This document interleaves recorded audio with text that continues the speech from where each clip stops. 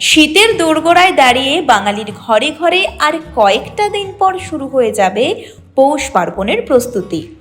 পিঠে পুলির সেই চিরচেনা স্বাদকে আরও মোহনীয় করে তুলতে চাই টাটকা খেজুর গুড়।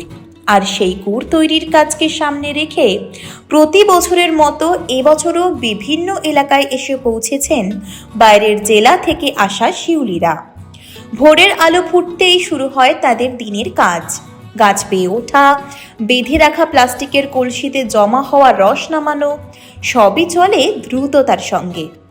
এরপর সেই রসই বড় বড় কড়াইতে জাল দিয়ে তৈরি করা হয় টাটকা খেজুর গুড়। ফুটতে থাকা রসের মন মাতানো গন্ধ ছড়িয়ে পড়ে গোটা এলাকা জুড়ে। শীতের সকালের হিমেল হাওয়ার সাথে মিশে সেই গন্ধ যেন আলাদা রকম এক উৎসবের আমেজ তৈরি করে।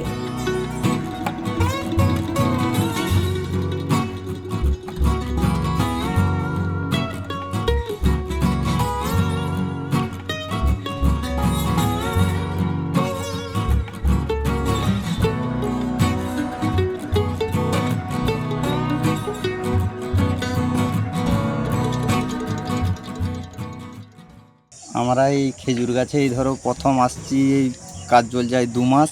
2 মাসের কাজ মোটামুটি যেগুলো রস পড়ছে সেগুলোই টাঙানো হচ্ছে হাঁড়ি। এখন টাঙানো হচ্ছে ভোরবেলা, ওইটাকে নামিয়ে ওইটা জাল দেওয়া হবে 7টা 8টা পর্যন্ত।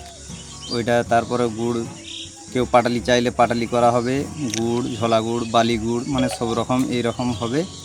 তোমার ওইটা কালকে ভোরবেলা নামানো হবে রসটা, এটাই। আর তোমার হচ্ছে আমাদের গাছ দেওয়া আছে 120 পিস।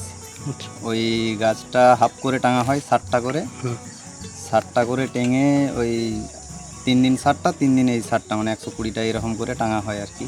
রসটা ভোরবেলা নামিয়ে তারপর ফোটানো হয়। ফুটানো হয়, ওটা ফুটিয়ে মানে 3 ঘন্টা 4 ঘন্টা করে জাল দিতে হয়। আচ্ছা, একইভাবে দিয়ে ওইটা গুড়, এবার ঝোলা গুড় হলে একটু তাড়াতাড়ি নামে, একটু মোটা করলে আরও জ্বালন কুড়োতে হয়, বালি করলে আরও সেটাই ধরো খাটালি হবে, পাটালি করলে আরও সেটা মরতে হবে, শুকনা করতে হবে। প্রতি বছর বিভিন্ন এলাকায় এই শিউলিরা এসে গুড় তৈরিতে ব্যস্ত হয়ে পড়েন।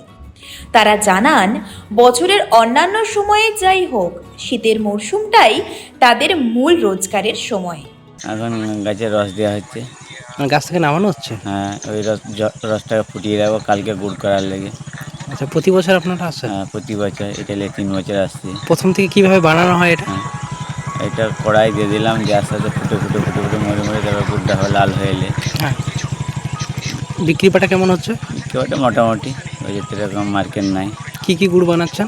এবং চট গুড় এবং লোলিং গুড়। আচ্ছা, বেচাখানা হচ্ছে? ওই মোটামুটি। প্রায় কতগুলো গাছে হাঁড়ি বাঁধানো হয়েছে? হাঁড়ি বানানো হয়েছে 120টা। আচ্ছা, ওগুলো ভোরবেলা নামানো? হ্যাঁ, 3টের থেকে নামানো হয়।